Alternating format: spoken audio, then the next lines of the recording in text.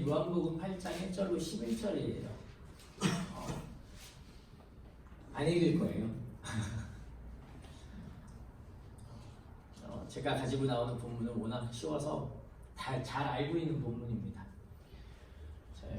지난번에도 했던 본문도 굉장히 쉬웠던 본문이고요. 오늘 역시 굉장히 잘 알고 있는 부분이에요. 짧게 요약하면 가늠하다 현장에서 잡힌 여인을 예수님께서 만나시는 장면입니다.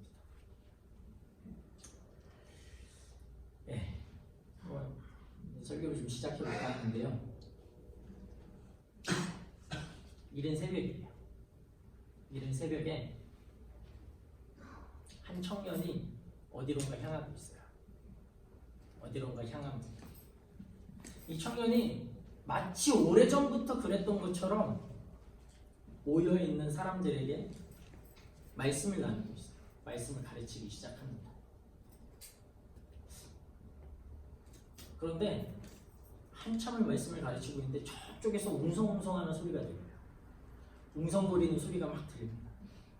그리고 그 웅성거리는 무리 사이로 사람들이 나오고 있어요. 서기관과 바리새인들이 어떤 한 여인을 데리고 나옵니다. 이 여인의 모습이 외출하는 복장은 아닌 것 같아요. 이 여인의 모습이 좀 독특합니다. 옷은 입다 만 것 같은 느낌? 반쯤 걸치다가 만 것 같은 느낌. 이 여인이 그 사람 서기관과 바리새인들에게 이끌려서 무리들 한가운데 서게 되고 고개를 숙이고 있습니다. 그리고 한 번도 고개를 들지 않고 있어요. 이게 오늘 본문의 계류예요. 시작 부분이에요. 이 부분이 오늘 본문의 시작 부분입니다. 어떠세요?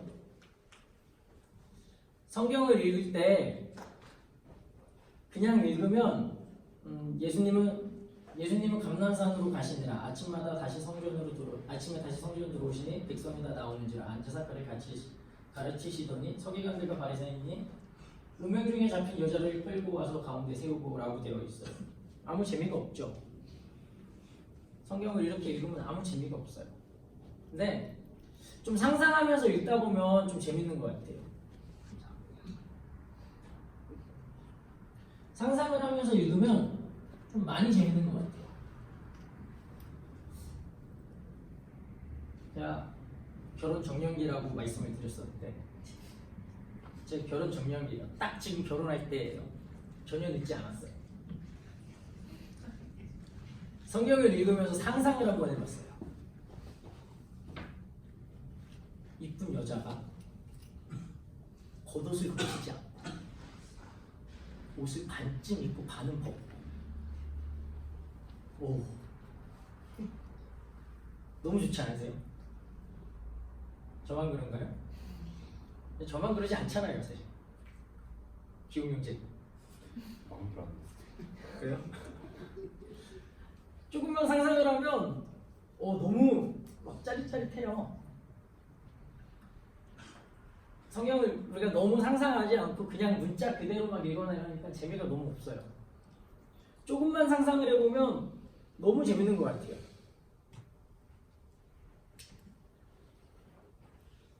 예수님께서 이 여자를 보시면서 그리고 바리새인들과 서기관을 보시면서 무슨 생각을 했을까요? 예수님 어떤 생각하셨을까요? 3절로 5절인데요. 3절로 5절을 우리 한번 읽어볼게요. 3절부터 같이 읽겠습니다. 서기관들과 바리새인들이 금융 중에 잡힌 여자를 끌고 와서 가운데 세우고 예수께 말하되 선생님이여 이 여자가 가늠하다가 현장에서 잡혔나이다. 모세는 율법에 이러한 여자를 돌로 치라 명하였거니와 선생은 어떻게 말하겠나이까. 서기관들과 바리새인들이 착한 사람일까요? 나쁜 사람일까요? 모르시나요? 오늘 본문에서 보면 서기관들과 바리새인들이 제가 보기엔 굉장히 나쁜 사람들인 것 같아요. 뭐 예수님을 잡으려고 했던 거 말고요. 오늘 본문에서 저희가 방금 읽었던 그 본문에서 음행 중에 잡힌 여자를 끌고 와서 한가운데 세웠대요. 이 여자의 모습이 어땠을 거라고요? 옷은 반쯤 걸치고 거의 반쯤은 안 입고 있고 신발도 안 신었겠죠. 이 여자는 처음부터 무리들 한가운데 끌려와서 고개를 한 번도 들지 않고 땅만 쳐다보고 있어요. 근데 이 여인을 군중도 그 많은 사람들 한가운데 세워놓고 예수님한테 말을 하고 있어요. 선생님요, 이 여자가 가늠하다가 현장에서 잡혔습니다. 모세의 율법에 이런 사람을 현장에서 돌로 쳐 죽이라고 했는데 선생님은 어떻게 생각하십니까? 라고 말을 하는 거죠. 지금 이 여자는 생각하지도 않아요. 이 여자는 너무 수치스러운 상황에 있는데 너무나 수치스러운 상황에 그 무리들 한가운데 있는데 이 여자는 정말 하나도 생각하고 있지 않아요. 서기관과 바리새인들이 어떤 사람인가요? 굉장히 존경받는 사람들이에요. 당시 유대인들에게는 굉장히 존경을 받는 사람들이 이 서기관과 바리새인들이에요. 예수님도 다른 본문을 보면 이 서기관과 바리새인들에 향해서 유대인들에게 대해서 그렇게 말해요. 너희들의 의가 이 서기관과 바리새인들보다 낫지 못하면 천국에 못 간다고 말해요. 이 서기관과 바리새인들은 당시 유대인들에게는 굉장한 사람들이었어요. 모세오경을 다 지키는 사람들이야. 어떻게 저렇게 다 지킬 수 있지? 훌륭한 사람들이야. 우리가 존경해야 되는 사람들이야. 우리 민족의 지도자야. 그렇게 생각하고 있는 사람들이 서기관과 바리새인들이에요. 그런데 그런 서기관과 바리새인이 지금 이 여인을 한가운데 세워놓고 옷도 거의 입지 않아서 가장 부끄럽고 수치스러운데 한가운데 세워놓고 이 여인을 무기로 삼아서 예수님께 말을 하고 있어요. 이 여자는 조금도 생각하고 있지 않죠. 예수님한테 뭐라고 말하나요? 선생님, 이 여자가 가늠하다 현장에서 잡혔습니다라고 말을 하죠. 말이 선생님이지 선생님이라고 말 안 했을 거예요. 아니면 선생님이라고 말을 했지만 머릿속으로는 어떤 생각이 했겠어요? 어떻게 생각하냐 너? 너 어떻게 생각해? 모세의 율법은 이런 사람 돌로 치라고 그랬는데 너 어떻게 생각해? 너 말만 잘못해봐. 라는 생각을 갖고 있었죠. 제가 갖는 생각인가요? 아니에요. 성경에 근거가 있죠. 요한복음 7장 45절인데요. 우리가 오늘 본문은 아니에요. 요한복음 7장 45절인데요. 이렇게 되어 있어요. 아랫사람들이 대제사장들과 바리새인들에게로 오니 그들이 묻되 어찌하여 잡아오지 아니하였느냐라고 되어 있습니다. 서기관과 바리새인들이 아랫사람들에게 말합니다. 왜 예수를 잡아오지 않았어? 잡아오라고 시켰는데 왜 잡아오지 않았냐라고 말을 합니다. 서기관과 바리새인들은 예수를 처음부터 잡으려고 했었어요. 처음부터 잡을 계획을 세우고 있었어요.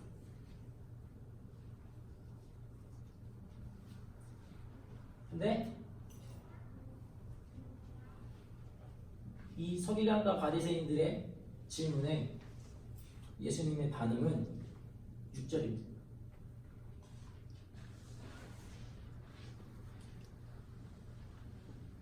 예수를 시험하며 고발할 조건을 찾기 위해서 예수를 시험했던 거죠. 예수께서 몸을 굽히사 손가락으로 땅에 쓰시니 예수님 처음부터 다 알고 계셨어요. 이들이 나에게 하는 질문이 무엇인지, 왜 나에게 저런 질문을 하는지, 왜 모세의 율법에 가늠하다 현장에서 잡힌 여자는 돌로 치라고 했는데 왜 치지 않고 나에게 데리고 와서 나에게 그런 질문을 하는지 예수님은 처음부터 다 알고 계셨죠. 다 아셨어요. 다 아셨는데 아무 말씀도 안 하십니다. 분명히 다 아셨는데 아무 말씀도 안 하세요. 답답합니다. 저 같으면 서기관과 바리새인들을 향해서 욕도 했을 거고요. 야 이놈의 새끼들아, 내가 너희들의 마음을 모를 줄 알아? 라고 했을 거예요. 저 같으면 분명히. 근데 예수님 아무 말씀도 안 하세요. 한마디도 안 하세요. 그리고 어떻게 하셨죠? 6절에 몸을 굽히사 손가락으로 땅에 쓰셨어요. 뭐라고 썼을까요? 뭐라고 썼을까요, 전생? 모르죠. 알 수가 없죠. 성경에 안 써 있으니까. 당연히 모르요. 근데 알 수 있는 게 하나 있어요. 몸을 굽히사 손가락으로 땅에 쓰시니 여기서 알 수 있는 게 있어요. 물론 한글 성경을 보면 모릅니다.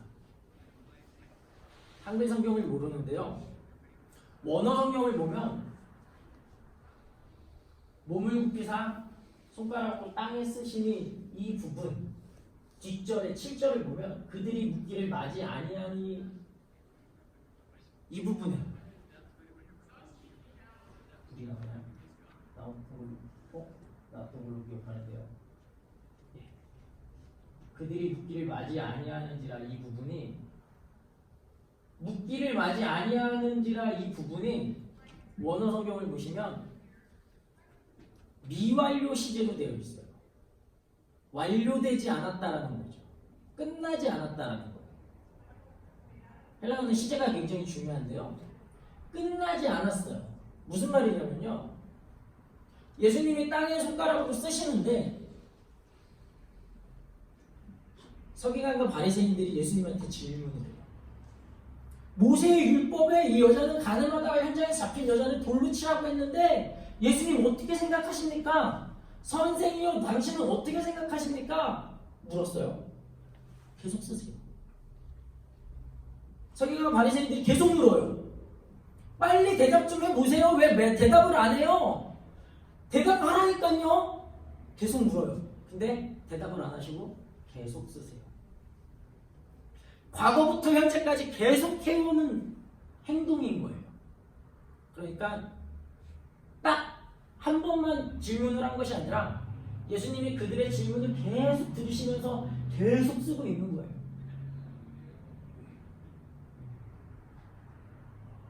한 번만 딱 쓰고 한 번만 딱 묻고 예수님이 대답을 했다면 미완료 시제를 쓰지 않았을 거예요. 미완료 시제를 썼다는 것은 예수님이 질문을 여러 번 들어도 대답을 하지 않고 계속 쓰고 계셨다는 걸 말합니다. 긴 시간이 흘렀다는 거죠. 긴 시간이 흘렀습니다.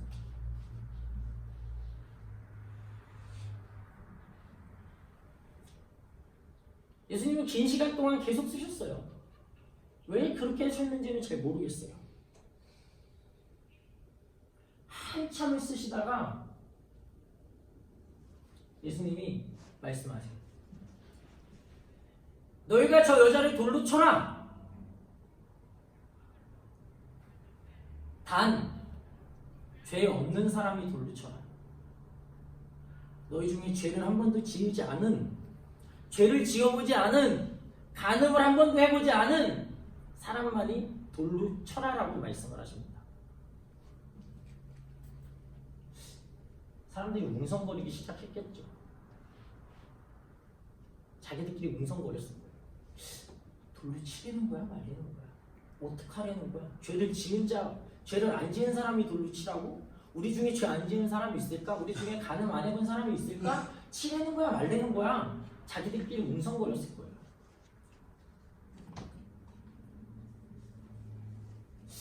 근데 재밌는 게 있죠. 지금 웅성거리고 있는 이 사람들 어떤 사람들인가요? 2절을 한번 볼까요? 아침에 다시 성전으로 들어오시니 백성이 다 나아온지라 앉으사 그들의 가르치시더라. 예수님이 성전에 오시기 전에 백성들이 지금 성전에 와 있었어요. 왜 와 있었을까요? 예수님의 말씀을 듣겠다. 예수님의 가르침을 듣겠다고 지금 성전에 와 있었다니까요. 근데 지금 이 사람들이 어떻게 하고 있죠? 돌을 들고 저 여자를 칠까 말까 고민하고 있어요. 화가 난 거죠. 돌을 들고 저 여인을 쳐야 되는데, 저 여인을 돌로 쳐서 죽여야 되는데 라고 흥분해 있는 상태예요. 방금 전까지 예수님의 말씀을 듣겠다고 했는데 지금은 흥분해 있는 상태에 있는 거죠. 왜 그럴까요? 율법이죠. 모세의 율법에 그렇게 쓰여 있겠었기 때문이죠. 율법 앞에서는 사람이 옳고 옳지 않고, 죄인이고 의인이고 이렇게 나뉘어집니다. 율법은 용서, 자비, 긍휼 이런 것이 율법에는 없어요. 율법은 딱 둘로 나눕니다. 옳음과 옳지 않음, 죄인과 의인. 율법을 지키는 자는 의인이고 율법을 지키지 않는 자는 죄인이죠. 율법을 지키는 사람은 옳은 사람이고 율법을 지키지 않는 사람은 옳은 사람이 아닌 사람. 율법이 몇 개인지 아세요? 모세오경에 나와 있는 율법은 613개예요. 무엇을 하라라는 율법과 무엇을 하지 말라는 율법이 365개와 285개인가요? 빼면 613개를 나누면 그렇게 되겠죠. 365 빼기 613개 하면 뭐 그 나머지가 되겠죠. 이처럼 613개의 계명이 있어요. 그 613개의 계명을 지킬 수 있는 사람이 누가 있을까요? 이 율법 앞에 모두가 죄인이 되어버리는 거예요. 이 율법 앞에 모두가 흥분을 했어요. 저 여자는 죄인이야. 돌로 쳐야 돼. 시간이 한참 지났죠. 그리고 예수님이 또다시 몸을 굽혀서 손가락으로 땅에 쓰세요. 뭐라고 썼는지 여전히 몰라요. 근데 예수님이 아마 두 번째 손가락을 허리를 굽혀서 땅에 무언가 쓰셨을 때는 예수님은 아마 결심을 아마 하셨을 것 같아요. 내가 돌에 맞아서 죽을 수도 있겠구나라는 결심. 왜요? 예수님이 현장에서 가늠하다 잡힌 여자를 구분했거든요. 예수님이 현장에서 가늠하다 잡힌 여자를 내가 보호해 주려고 대변하셨거든요. 내가 저 여자를 대변했다라는 거, 내가 죄인을 대변했다라는 말은 내가 죄를 대신 지겠다라는 말인 거죠. 저 여자가 돌에 맞아 죽을 상황인데 내가 저 여자 대신 돌에 맞을 수도 있겠다라는 상황 가운데 처하는 거죠.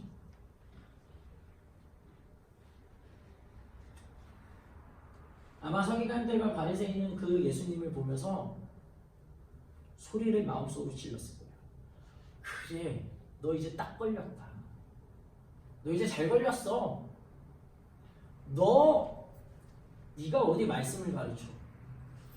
네가 뭔데 말씀을 가르쳐? 말씀 가르치는 건 우리의 몫인데 너 이제 딱 걸렸어. 너는 이제 도망도 못 가. 폐쇄를 올리겠죠. 예수님이 그런데 한참을 또 안 일어나시고 계속 쓰십니다. 계속 쓰세요. 그렇게 시간이 한참 지났어요. 구절을 보니까 그들이 이 말씀을 듣고 양심의 가책을 느껴 어른으로 시작하여 젊은이까지 하나씩 하나씩 나가고 오직 예수가 그 가운데 섰는 여자만 남았더라 라고 되어 있습니다. 예수님 한참을 쓰셨는데요. 그 쓰시는 가운데 사람들이 한 사람씩 돌을 내려놓고 나갑니다. 예수님이 그 전에 이렇게 말씀하셨죠. 죄 없는 자가 돌로 쳐라 라고 말씀하셨죠. 그 말씀을 듣고 사람들은 돌을 하나씩 내려놓고 자리를 떠납니다. 이내 주변에는 아무도 없게 됐죠. 주변에 수많은 수의 돌 무더기와 예수님 그리고 이 여인만 남게 됩니다. 예수님이 이 여인에게 묻습니다. 예수님이 이 여인에게 물어요. 주변에 누가 있냐? 이 여인은 아마 대답을 못했을 것 같아요. 몸을 떨었을 것 같고요. 눈물이 뚝뚝 떨어졌을지도 모르겠어요. 예수님은 그 여인을 재촉하지 않으세요. 다시 묻지 않으세요. 그냥 바라보고 계시겠죠. 그저 바라보십니다. 그러자 이 여인이 대답을 합니다. 아무도 없습니다. 아무도 없습니다라고 합니다. 아마 이 여인은 울었을 거예요. 그리고 이 여인은 생각해보면 처음부터 지금까지 한 가운데 한 자리에 고개를 떨구고 서 있었습니다. 한 번도 고개를 들지 않았겠죠. 이 여인은 울먹이면서 예수님께 말했겠죠. 아무도 없습니다. 그러자 예수님이 다음과 같이 말씀하세요. 나도 너를 정죄하지 아니한다. 오늘 제목이 있었는데요. 제목 안 쓰. 제목 여기 나옵니다. 예수님이 이 여인을 용서했을까요? 용서하지 않았을까요? 예수님이 이 여인을 용서했을까요? 마음 같아서는 용서했다라고 말하고 싶은데 제목이 용서하신 적이 없다고 해갖고 대답 못하시죠 지금. 그죠? 용서했을까요? 안 했을까요? 성경책에 용서했다라는 말이 없잖아요. 그죠? 오늘 우리가 본문을 읽었는데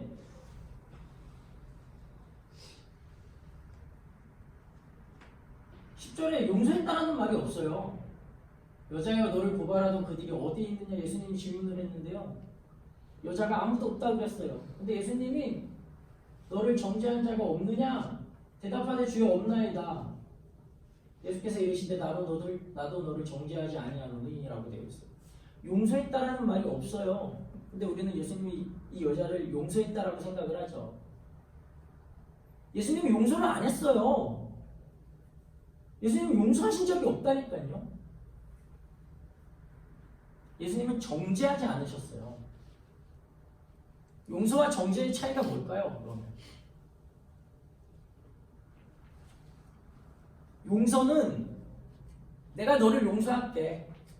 네가 나한테 죄를 지었지만, 네가 나한테 실수를 했지만 내가 너 용서해 줄게. 이건 뭔가요? 기록이 남아있죠. 네가 나한테 비니까 내가 너 용서해 줄게. 기록이 남아있어요.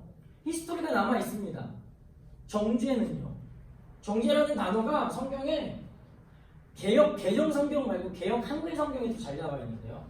개역 한글 성경 시편 51편 9절을 보면 주의 얼굴을 내 죄에서 돌이키시고 내 모든 죄악을 도말하소서라고 되어 있어요. 도말하소서, 정죄하지 않는다는 말과 동일한 말인데요. 이 뜻은 기록에 남지 않겠다라는 거예요. 남겨놓지 않겠다라는 거예요. 찢어서 불태우겠다라는 거예요. 삭제해주겠다라는 거예요. 히스토리가 전혀 남지 않게 해주겠다라는 겁니다. 예수님은 이 여인을 용서하신 적이 없으세요. 예수님이 이 여인의 죄에 대해서 도말해 주셨어요. 동이 서에서 먼 것처럼 죄를 아예 없게 하게 해주셨어요. 기록조차 남기지 않으셨어요. 유대 전승에 따르면 이 여인은 초대교회 지도자가 됐다고 합니다. 초대교회 지도자가 돼서 열심히 사역을 했다고 해요. 우리가 성경책을 보면, 성경 혹시 갖고 계신 분은 8장 윗절에 보면 선이 그어져 있는 거 보이는 거 보이세요? 선 하나 이렇게 그어져 있죠. 영어 성경이나 뭐 이렇게 되면 보일 거예요. 8장 바로 윗절, 뭐 7장 53절 윗절로 보면 선이 하나 그어져 있어요. 이렇게 왜 그어놨을까요? 왜 그어놨을까요? 이거 삽입구절이에요. 우리가 보고 있는 이 성경이 삽입구절입니다. 사람들의 말에 의해서 기록해 놓은 삽입구절이에요.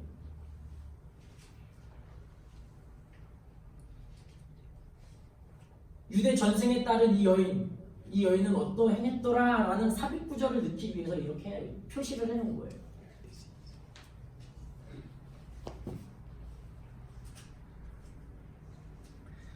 예수님은 이 여인을 용서하지 않으시고 이 여인의 죄를 정죄하셨어요. 도말해 주셨죠.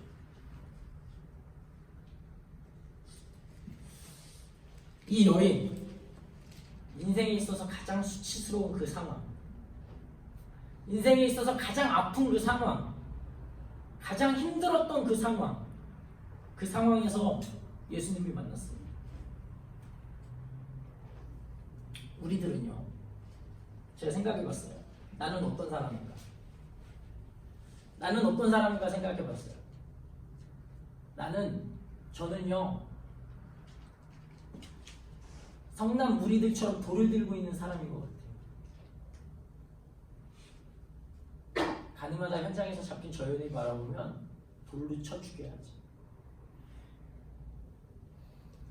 율법에 근거해서 저 여인을 죽일 거야. 돌을 들고 씩씩거리고 있는 사람이 저인 것 같아요. 그리고 저는 가늠하다 현장에서 잡혀온 그 여인인 것 같아요. 가늠하다 현장에서 잡혀온 그 여인인데요. 현장에서 잡히지 않았을 뿐이죠. 현장에 잡혀와서 사람들 앞에 서 있지 않았을 뿐이에요.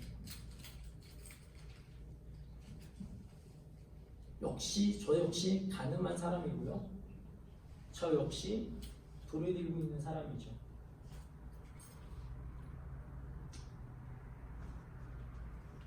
현장에서 잡혀오지 않았다고 제가 떳떳한가요?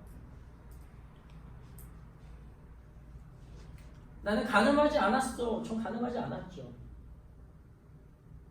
사람들이 볼 땐 저는 가늠하지 않았어요. 저는 거룩한 사람이거든요. 저는 전도사예요. 저는 말씀을 선포하는 사람이에요. 저는 거룩해 보여요. 사람들이 볼 때는. 저도 역시 가늠하다 현장에서 잡혀온 여인과 동일하죠. 저의 죄가 세상에 드러나지 않았을 뿐이죠. 저의 모습이 세상에 드러나지 않았을 뿐이죠. 저 역시 동일하게 그 자리에 있습니다. 그런 모습으로 있죠, 저도. 생각해보면 가장 힘들고 어려웠던 순간, 가장 아팠던 순간, 가장 힘들었던 순간, 내가 죄를 지어서 쓰러져 있던 그 순간, 내가 죄를 지어서 아파했던 그 순간 예수님을 만난 것 같아요. 가장 인생이 수치스럽고 가장 도망가고 싶고 다른 사람한테 이것이 다른 사람한테 알려지면 나는 차라리 죽어버리는 게 나을 거야 라고 했던 그 순간, 그 순간에 예수님을 만나는 것 같습니다. 그 순간에 그 누구보다 나와 함께 하시는 분이 예수님인 것 같아요. 내가 이러한 죄를 지었습니다. 내가 가늠했습니다. 내가 정말 다른 무엇으로 얘기를 할 수 없는 그런 사람입니다라고 할 때, 주변에 어느 누구에게도 말하지 못할 때 예수님이 저와 함께 하시고 예수님이 저를 바라봐주고 계십니다. 그리고 예수님이 말씀하시죠. 나도 너를 정죄하지 않는다라고 말씀하십니다.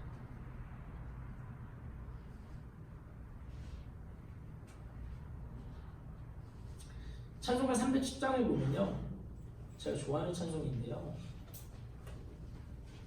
찬송가 310장을 보면 하나님의 은혜로라는 찬양이 있습니다. 이 찬양의 1절 가사가 이렇게 되어 있어요. 하나님의 은혜로 있을 게 없는 자, 왜 구속하여 주는지 난 알 수 없도다.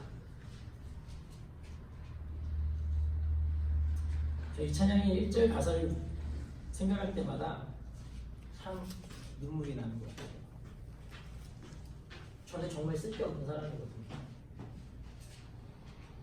저는 정말 쓸데없는 사람이고, 저는 정말 가늠하다 현장에서 잡힌 여인처럼 정말 나쁜 사람이에요. 저도 역시 가늠을 했거든요. 저 역시 죄를 지었거든요. 저 역시 쓰러져서 아파하고 있거든요. 그런데 여기 찬양의 가사가 그렇게 되어 있네요. 하나님의 은혜로 이 쓸데없는 자가 하나님의 은혜로 구속되어졌다라고 말을 합니다. 주님께서 나를 왜 구속하여 주셨는지도 모르겠어요. 주님께서 나를 왜 정죄하지 않았는지도 잘 모르겠어요. 주님께서 왜 나의 죄를 도말해 주셨는지도 잘 모르겠어요. 근데 중요한 건 주님이 나를 택하여 주셨고 주님이 나의 죄를 도말해 주셨다는 거죠. 나는 어떤지 잘 모르겠어요. 내가 왜 그런 용서를 받아야 되는 사람이고 내가 그럴 만한 조건을 갖고 있는 사람인가 라고 생각을 아무리 해봐도 못 찾겠어요. 아무리 찾아봐도 못 찾겠어요. 근데 주님은 저를 용서해 주셨다는 거죠. 우리가 신앙생활을 할 수 있는 것, 우리가 믿음 생활을 할 수 있는 것, 우리가 주님 앞에 나아갈 수 있는 이유가 바로 여기에 있습니다. 우리 다 죄를 짓잖아요. 현장에서 가늠하다 잡혀오지만 않았을 뿐이지 우리 다 가늠하잖아요. 우리 다 쓰러져서 아파하잖아요. 우리 다 힘들어하잖아요. 근데 주님이 우리가 그렇게 죄를 지었음에도 불구하고 주님이 우리 가운데 찾아오신다는 거죠. 주님이 말씀하세요. 너희 죄를 좀 회개하고 나한테 나아올래? 라고 하지 않으세요. 너희 좀 죄를 안 짓고 나한테 올래? 라고 말하지 않으신다니까요. 여전히 죄 있는 모습으로 나가고 여전히 아파하고 있는 모습으로 나가고 여전히 힘들어하고 여전히 가늠한 모습으로 나아가는데 예수님이 그렇게 말씀하세요. 내가 너를 용서해 줄게. 내가 너의 죄를 도말해 줄게. 내가 너의 죄를 내 기억 속에도 남지 않게 깨끗하게 해줄게라고 말씀하신다는 거예요. 그것이 예수님의 사랑이에요. 그것이 예수님이 나를 향한 예수님의 은혜인 거죠. 예수님은 우리를 용서하지 않으세요. 우리의 죄를 도말하시는 분이지 우리를 용서하시는 분이 아닙니다. 우리의 죄를 기억하고 계시는 분이 아니세요. 우리의 죄조차도 기억하지 아니하신다라고 말씀하시는 분이 예수님이에요. 그분이 하나님입니다. 우리가 그 하나님의 은혜로 주님 앞에 나아갈 수 있다라는 거예요. 우리가 그 하나님의 은혜로 신앙생활을 할 수 있다라는 거예요. 우리가 그 하나님의 은혜로 예수님 앞에 나아갈 수 있다라는 것을 우리가 좀 기억했으면 좋겠어요. 우리 지금 같이 한번 기도하기를 원하는데요. 하나님 앞에 이렇게 기도했으면 좋겠습니다. 하나님,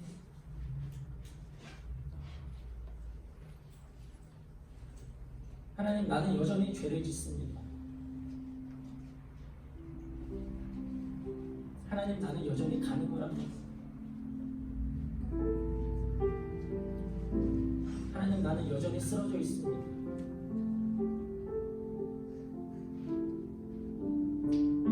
하나님 나는 여전히 아파합니다. 하나님 나는 여전히 아무것도 할 수 없는 쓸모없는 존재입니다.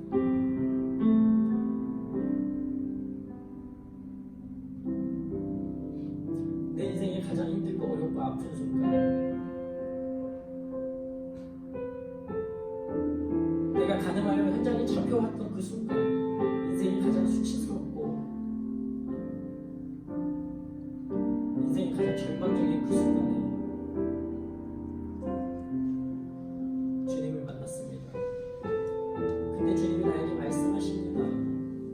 나도 너를 정죄하지 아니하노라라고 말씀하십니다.